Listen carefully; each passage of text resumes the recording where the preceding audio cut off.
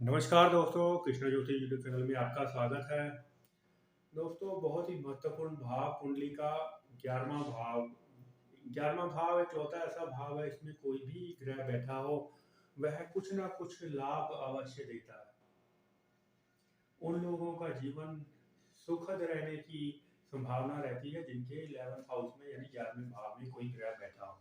इच्छा पूर्ति का भाव होता है 11वां, और यह जान लेना आवश्यक कि यदि 11वें भाव में कोई भी ग्रह बैठा हो तो व्यक्ति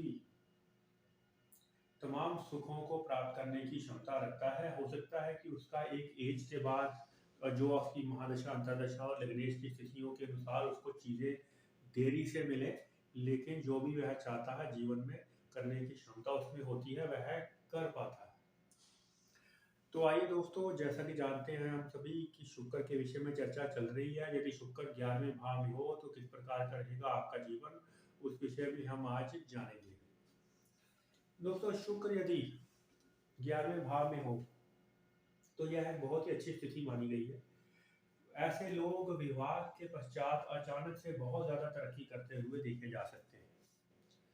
जैसा कि लिखा है कि अचानक धन लाभ होने की संभावना रहती है उन व्यक्तियों को। स्त्री धन जिसको हम कहते हैं कि अचानक से चलिए लेडी लक की शादी होने के बाद कि 2-3 साल के बाद ही उसकी दुनिया बदल गई और वो बहुत अच्छी पोजीशन पर पहुंचा और मान सम्मान उसने, इज्जत रिस्पेक्ट और बहुत पैसा धन वगैरह उनके पास आ गया।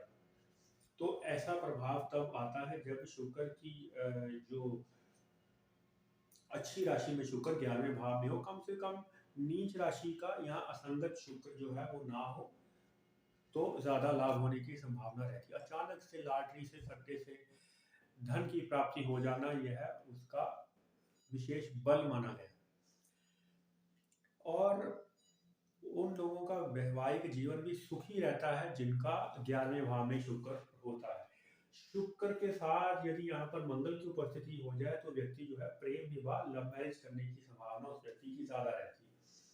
शुक्र के संग चंद्रमा यदि 11वें भाव में हो जाए तो यह भी बहुत अच्छा योग माना गया है। व्यक्ति अपने किसी भी विषय में, जिस विषय का वो कार्य करता है, वो पारंगत होता है, यानी उसको अपने कार्य की बहुत ही ज़्यादा डीपली समझ होती है। लोगों को अच्छे से समझाने में, गाइड करने की वह क्षमता शुक्र प्रदान करता है, क्योंकि शुक्र भी गुरु है। चाहे वो दैत्य गुरु ही क्यों ना हो, दैत्य गुरु शुक्राचार्य ही क्यों ना हो, लेकिन शुक्र भी गुरु तत्व का भाव लेकर यहाँ पर बैठा होता है और लोगों को शिक्षित करने का कार्य वो व्यक्ति कर सकते हैं बहुत अच्छे से, जिनका शुक्र भी 11वें भाव में अच्छी स्थिति में हो।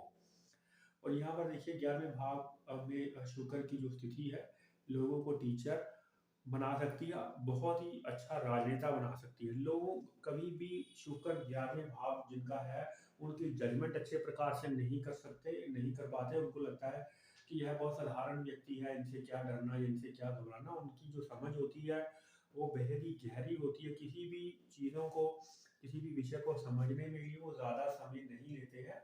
बाहर से वो दिखने में बहुत ही सिंपल दिखाई पड़ते हैं, जैसे उनको कुछ भी समझ नहीं है, लेकिन वो गहराई से विषय को रख सकते हैं।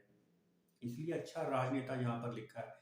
यदि लग्नेश की स्थिति और दशम भाव की स्थिति अच्छी हो गई तो शुक्र अगर 11वें भाव में है तो व्यक्ति बहुत ही अच्छा राजनेता और उच्च पद प्राप्त करने वाला राजनेता बनता है। बहुत ही अच्छा शिक्षक, प्रोफेसर जिसको लोग समझते और मानते हैं, शायद जिसने कई किताबें लिखी हो, इस प्रकार के लोग समझे जाते हैं जिनका 11वें भाव का शुक्र और पंचमेश के साथ यदि शुक्र 11वें भाव में बैठ जाए तो प्रेम विवाह के पश्चात व्यक्ति बहुत ज्यादा जीवन में ख्याति प्राप्त करता है।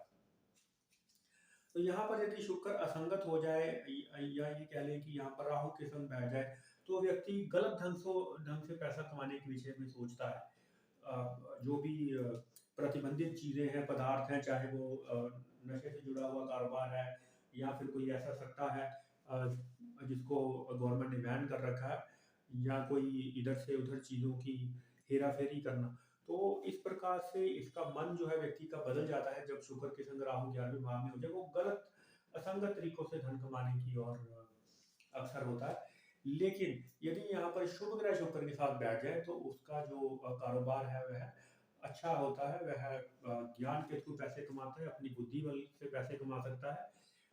वस्त्रों और भूषणों का, स्त्रियों से संबंधित सुगंधित द्रव्यों का यानी सेंट, परफ्यूम आदि का कार्य करके अपना जीवन यापन करने के विषय में सोचता है, यानी कि अच्छा बिजनेसमैन वह व्यक्ति बन सकता है। शुक्र और चंद्रमा का यह कॉम्बिनेशन बेहतरीन रहेगा यदि 11वें भाव में होता है, क्योंकि आप देखेंगे कि ऐसे व्यक्तियों की जो माता का सपोर्ट भी उनको बहुत मिलता है, मदर का आशीर्वाद भी होता है और पत्नी का साथ भी भरपूर मिलता है, जिनका शुक्र और चंद्रमा दोनों 11वें भाव में होते हैं। शुक्र 11वें भाव में यदि अकेला भी हो तो भी ऐसी संभावना रहती है कि जो आपका पार्टनर है या आपकी पत्नी है उसके कम से कम 3 भाई बहन होने की संभावना ऐसा व्यक्त किया जाता है यदि शुक्र 11वें भाव में हो। तो यह था शुक्र 11वें भाव का, जो अचानक से बहुत ज़्यादा धन लाभ करवाने की क्षमता रखता है, विशेषकर आफ्टर मैरिज, क्योंकि 11वें भाव का शुक्र है। तो आफ्टर मैरिज लोग जो है अपने टर्निंग पॉइंट को प्राप्त करते हैं, यानी कि बहुत ज़्यादा तरक्की करते हुए देखे गए।